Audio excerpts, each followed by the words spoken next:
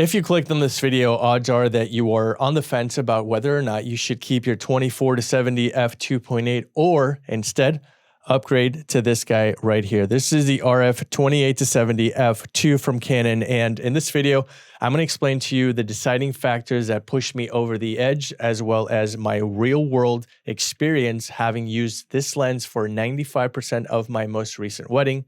Let's get started.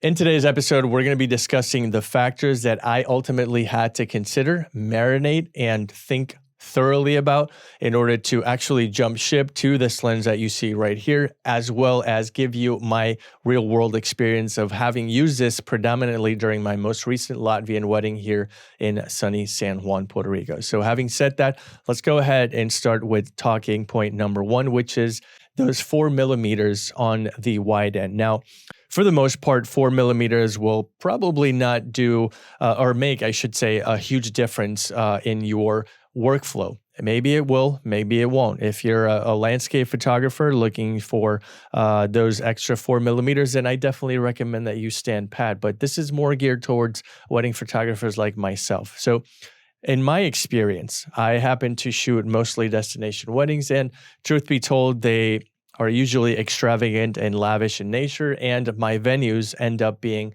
pretty ample and establishing wide-angle shots, which put me in a position to succeed because I normally don't see myself going for the 15-35 that is currently recording me right now. So if I were to sort of average out the type of venue that I used to, or at least I'm accustomed to shooting, it's safe to say that I could afford to lose those 4mm on the wide end as opposed to finding myself in cramped, tight spaces where it would actually make a difference. So when I put those head-to-head in terms of those 4mm on the wide end, check mark goes to 28-70. Now, in the event that I were to, in fact, put myself in a position that I really need to find a wide-angle shot, then I will obviously trust the 15-35 to get the job done, which again is recording me right now.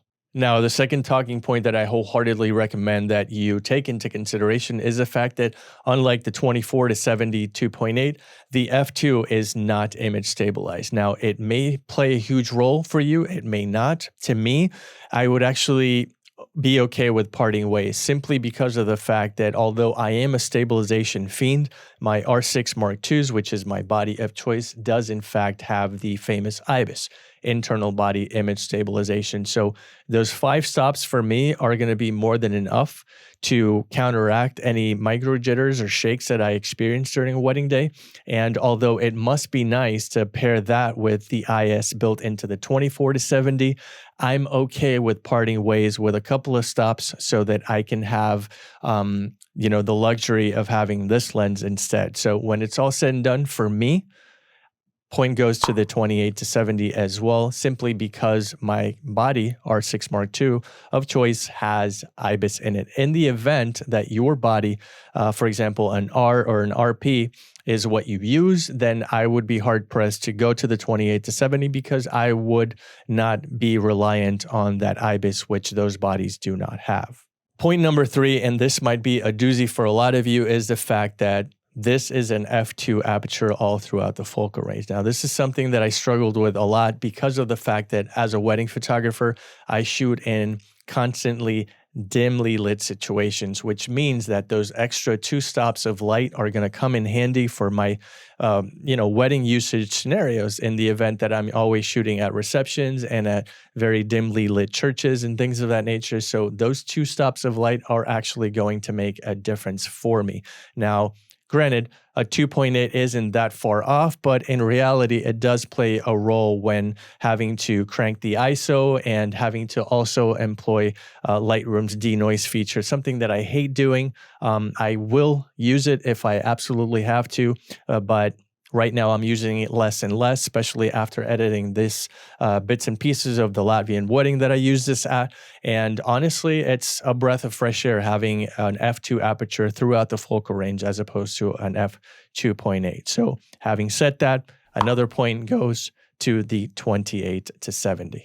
And last but not least, and this is only fair to discuss, is the fact that this lens is an absolute monster. This thing, as you can see, is almost the size of my head. I'm looking at my monitor and I can actually make a fair comparison.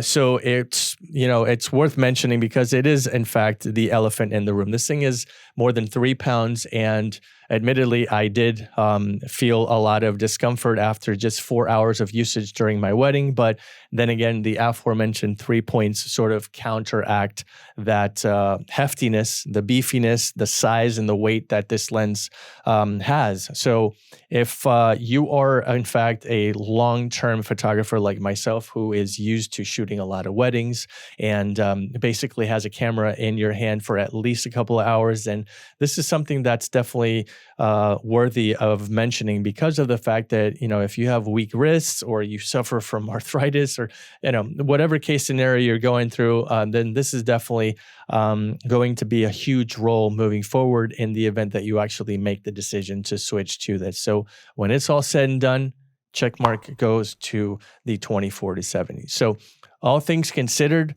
3 out of 4 are definitely going to be in favor of the 28-70, which at the end of the day is what I had to consider when it comes to my wedding photography and my workflow. So those are the reasons on paper that I switched to the 28-70 f2 and I sold my 24-70. Now, don't get me wrong, it's still a wonderful lens. It's part of the holy trinity of lenses, and honestly, if I'm being completely candid, I think it's the staple in every photographer's bag. Whenever you are weaning yourself out of the famous nifty 50 in any ecosystem, the first zoom lens that I wholeheartedly recommend that you get is, in fact, the 24-70. But of course, if you want to take things up to the next level and invest a little bit more money and get that very unique look, then this is definitely the lens that I would recommend for that.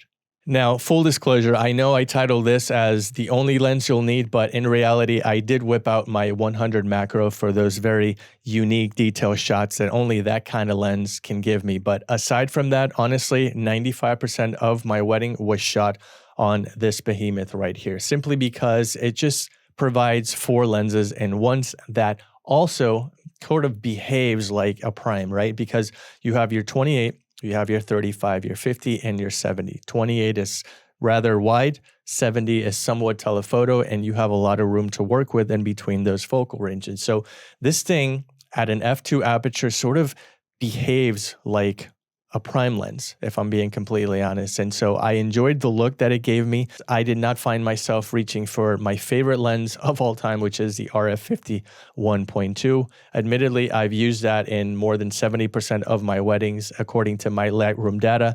And honestly, I didn't feel the need to reach for that lens because I was enjoying the versatility coupled with the very unique look of an f2 aperture that I can attain by using this lens and only this lens. So I did challenge myself to use it at a wedding, and I actually got away with it. So think of it this way.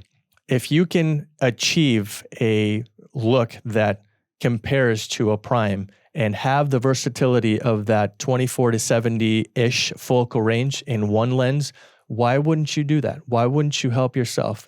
All things considered, if your workflow is capable of, attaining this lens and using this lens, and everything that you do within your photography is allowable by using this one lens and one lens only, then yes, you can definitely get away with shooting an entire wedding on it. And you can do a lot of other types of photography as well by using just this one 28-70 f2.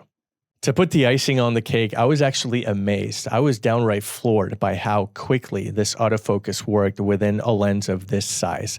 Just how much glass is in that, I don't know, but the motors worked so well and so seamlessly, especially in dimly lit scenarios like the reception where I got creative with some shutter drag, and I was absolutely blown away by the fast focusing of this lens. And I was shocked before I even got my hands because I didn't think it was going to be that fast considering how much glass is in this lens. But honestly, that was just the icing on the cake for me. And I don't see myself not taking this lens to a wedding, let alone shooting most of it with it. So having said that, I hope you enjoyed this little quick review. And if you're on the fence and I helped you, get over the hump of whether or not you're actually going to invest in this lens, and hey, stick around by subscribing, hit that like, and stick that thumb you know where. If you want to check out more of these videos, hey, I'd love to have you join the family. And if you have any comments, any questions, concerns, leave them down in the comments, as well as any suggestions of videos that you want to see on this channel. Of course, the one that you control. My name is Francis. Thank you so much for being here.